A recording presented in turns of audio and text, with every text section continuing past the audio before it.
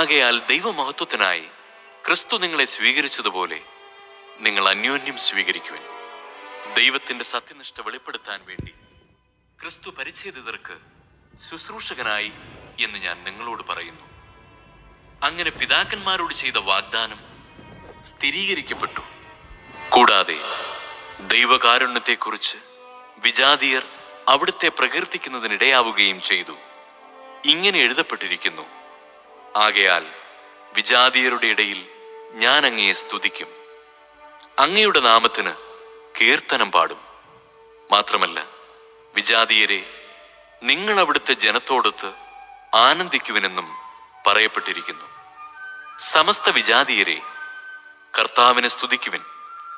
സമസ്ത ജനങ്ങളും അവിടുത്തെ സ്തുതിക്കട്ടെ എന്ന് മറ്റൊരിടത്തും പറഞ്ഞിരിക്കുന്നു. ജസയിൽ നിന്ന് ഒരു മുള പൊട്ടിപ്പുറപ്പെടും. വിജാതീയരെ ഭരിക്കാനുള്ളവൻ ഉദയം ചെയ്യും. വിജാതീയർ അവനിൽ പ്രത്യാശ വയ്ക്കുമെന്ന് ഏശയ്യായും പറയുന്നു. പ്രത്യാശയുടെ ദൈവം നിങ്ങളുടെ വിശ്വാസത്താൽ സകല സന്തോഷവും സമാധാനവും കൊണ്ട് നിങ്ങളെ നിറയ്ക്കട്ടെ. അങ്ങനെ പരിശുദ്ധാത്മാവിന്റെ ശക്തിയാൽ നിങ്ങൾ പ്രത്യാശയിൽ സമൃദ്ധി പ്രാപിക്കുകയും ചെയ്യട്ടെ.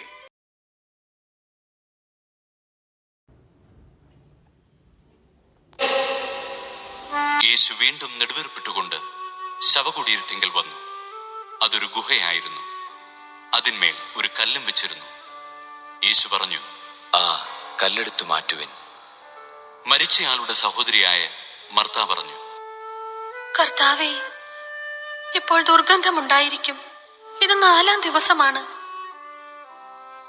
വിശ്വസിച്ചാൽ നീ ദൈവമഹത്വം ദർശിക്കുമെന്ന് ഞാൻ നിന്നോട് പറഞ്ഞില്ലേ? അവർ കല്ലെടുത്തു മാറ്റി. യേശു കണ്ണുയർത്തി പറഞ്ഞു, പിതാവേ, അങ്ങന്റെ പ്രാർത്ഥന ശ്രവിച്ചതിനാൽ ഞാൻ അങ്ങേക്ക് നന്ദി പറയുന്നു. അങ്ങ് എന്റെ പ്രാർത്ഥന എപ്പോഴും ശ്രവിക്കുമെന്നും എനിക്കറിയാം. എന്നാൽ എന്നെ അയച്ചത് അവിടുന്നാണെന്ന് ചുറ്റും നിൽക്കുന്ന ജനം വിശ്വസിക്കുന്നതിനു വേണ്ടിയാണ് ഞാനിത് പറയുന്നത്.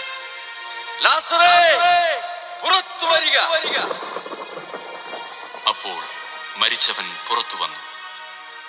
അവന്റെ കൈകാലുകൾ നാടകൾ കൊണ്ട് ബന്ധിക്കപ്പെട്ടും മുഖം തുണി കൊണ്ട് ആവരണം ചെയ്യപ്പെട്ടുമിരുന്നു.